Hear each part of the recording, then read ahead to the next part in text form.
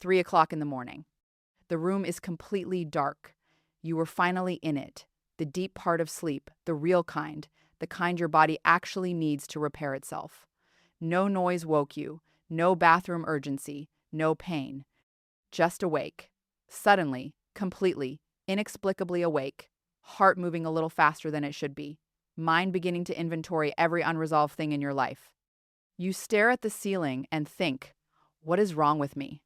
Here is what nobody said to you at your last appointment.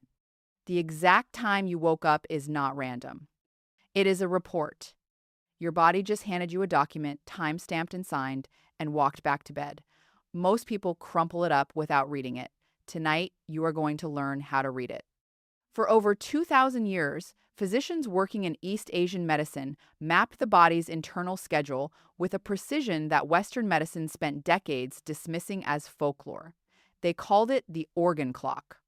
The concept was simple. Every organ in the human body has a 2-hour window during each 2 4-hour cycle when it performs its most intensive work.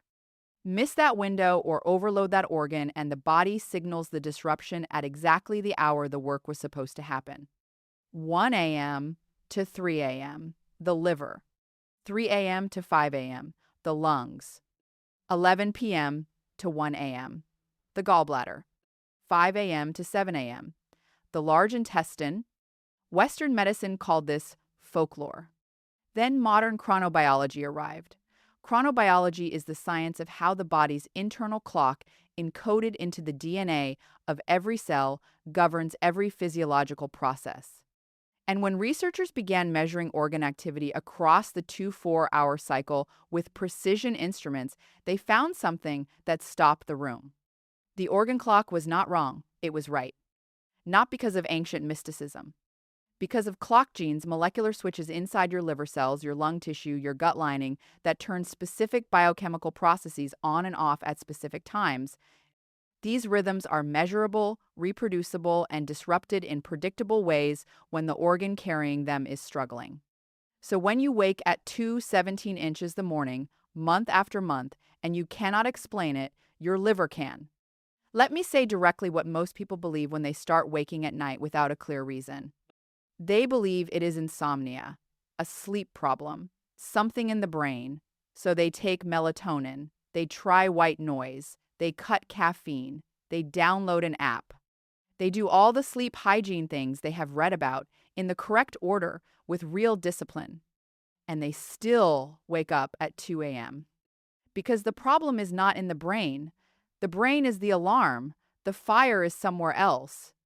Treating insomnia when your liver is overburdened at 2 a.m. is exactly like changing the battery in a smoke detector when the kitchen is on fire. The alarm goes quiet. The kitchen is still burning. The problem is the organ, and until you address the organ, the alarm will keep sounding at the same time every night with the reliability of a clock. Because that is precisely what it is. Before we go any further, I need to stop and be completely direct about something. There are nighttime wake-ups that belong in an emergency room, not in a video. Know these.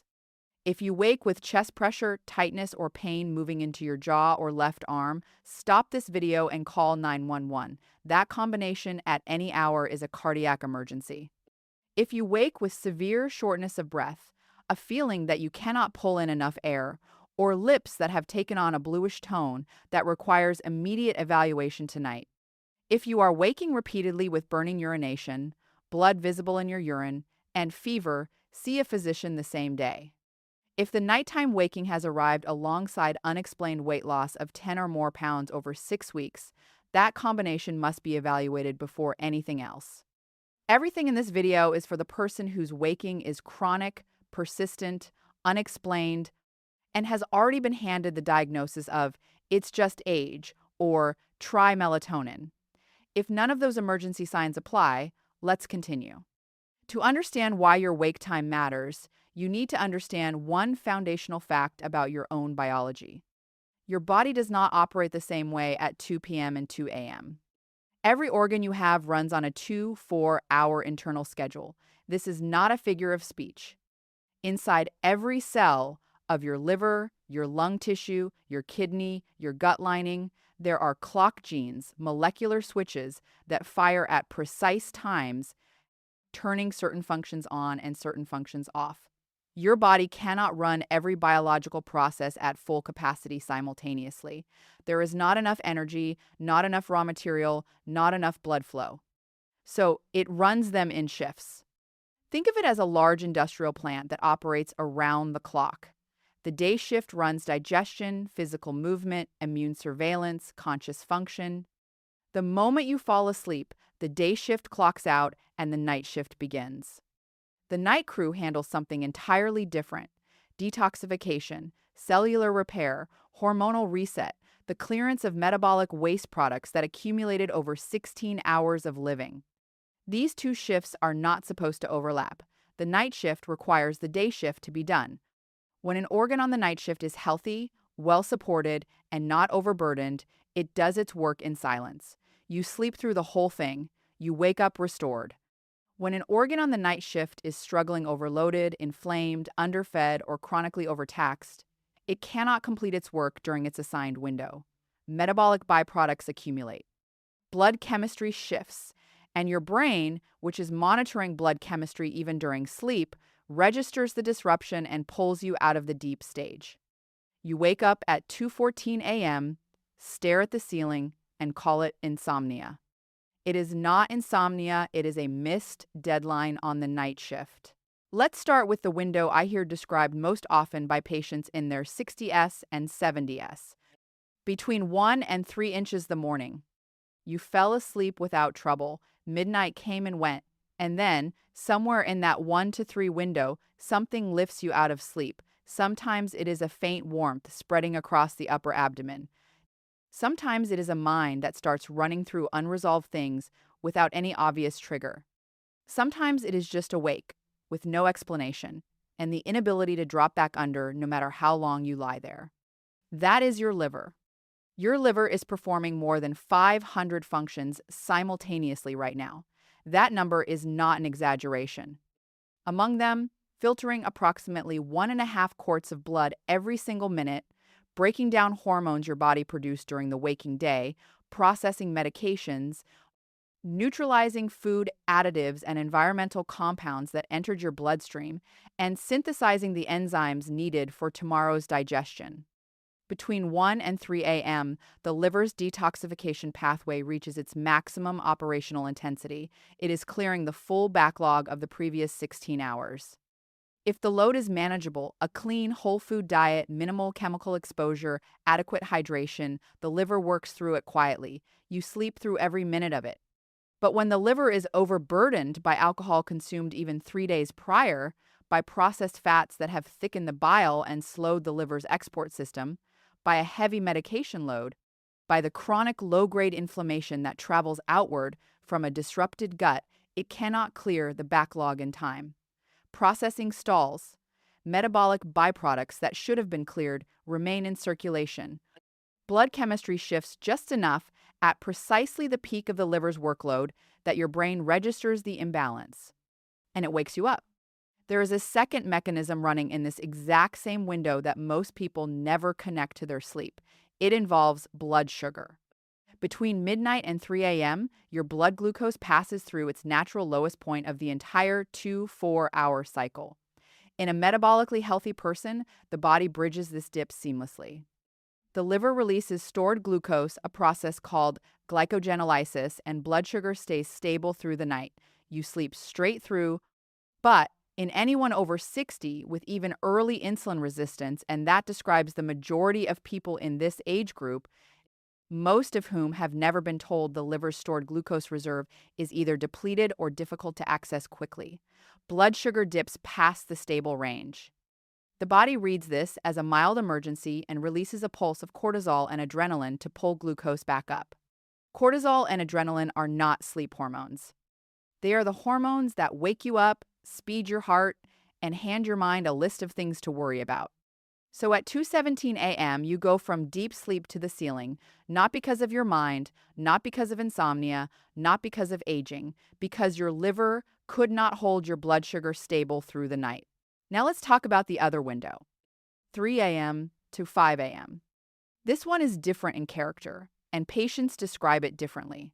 There is sometimes a subtle tightness in the chest, not pain, not pressure, just an awareness of the chest that was not there before sleep. Sometimes a dry cough that appears only at this hour and is gone by morning. Sometimes a feeling of low, quiet sadness or an anxiety that has no object disproportionate to anything currently happening in life. And often, an inability to fall back asleep at all, as if the body has decided that sleep is finished for the night even though it is still dark outside.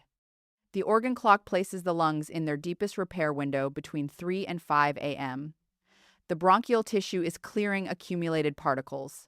Microscopic air sac walls are being repaired. Inflammatory balance in lung tissue is being reset. In healthy lungs, this is silent, and you sleep through all of it. But there is a second mechanism layered exactly on top of this window, and it may be more disruptive than the organ cycle itself.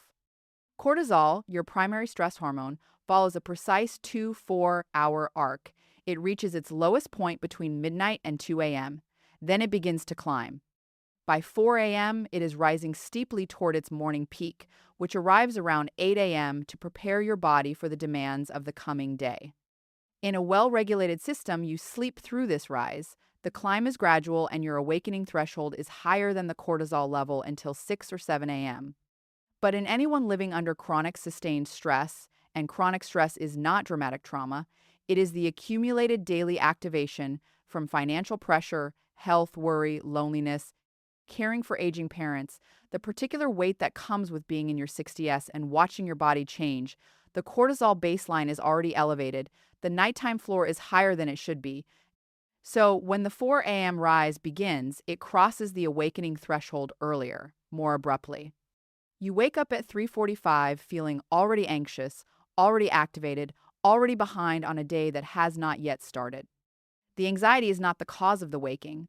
The cortisol rise is the cause. The anxiety is simply what cortisol feels like at 3:45 inches the morning when there is nothing productive to point it at.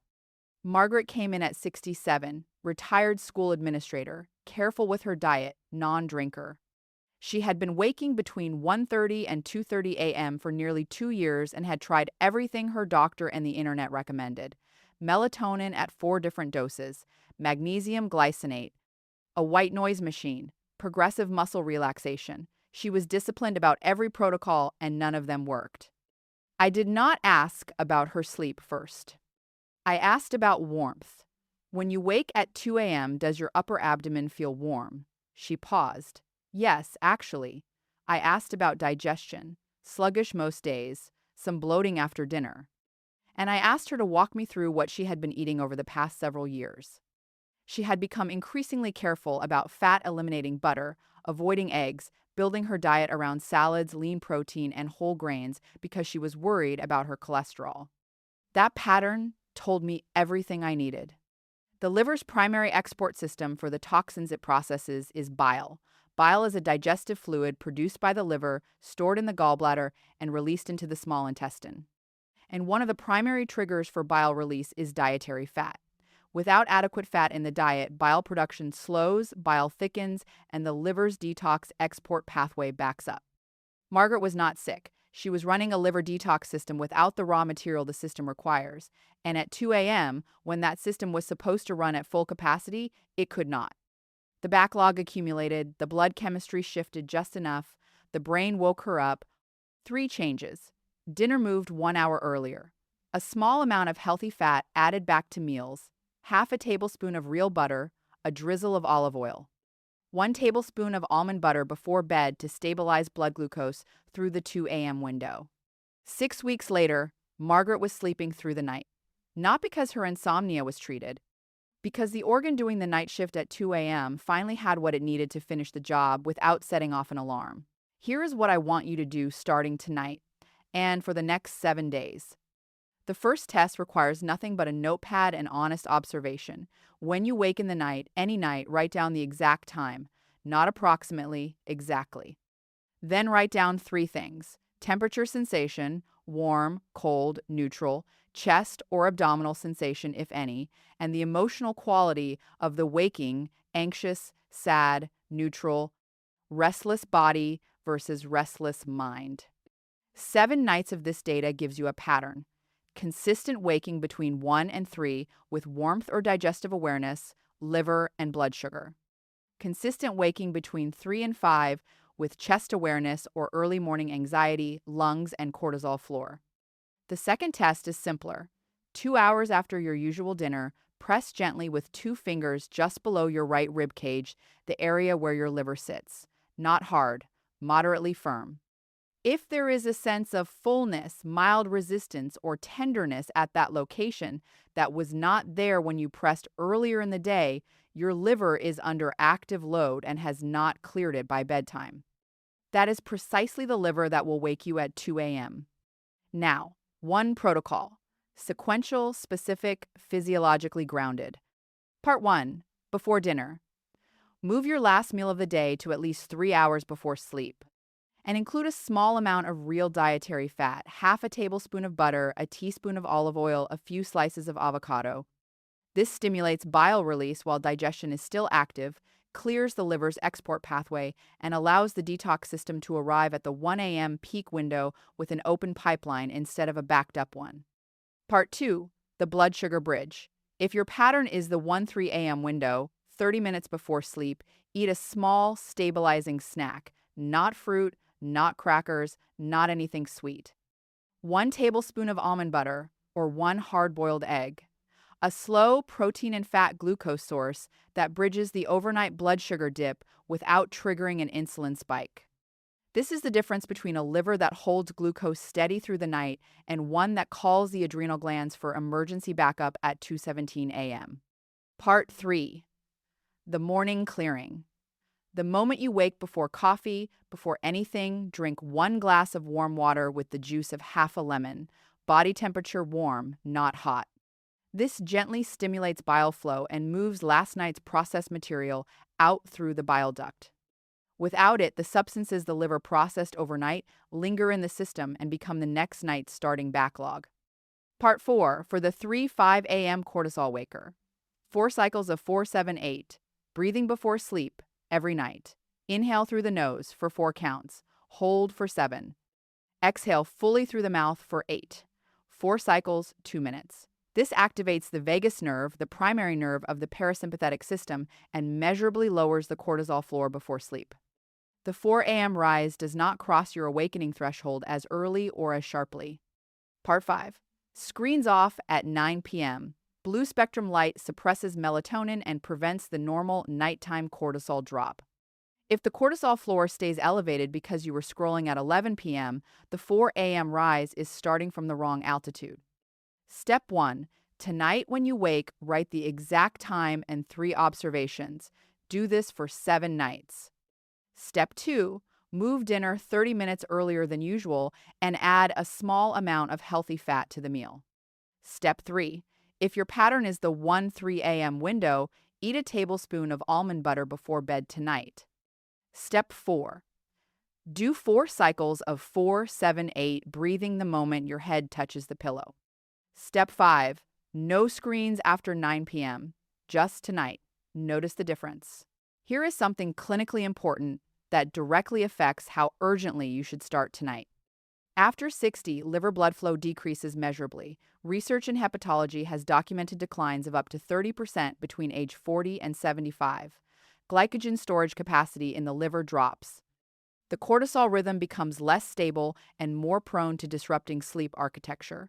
These changes do not have to define your nights, but they do mean this protocol matters more at 65 than it did at 45.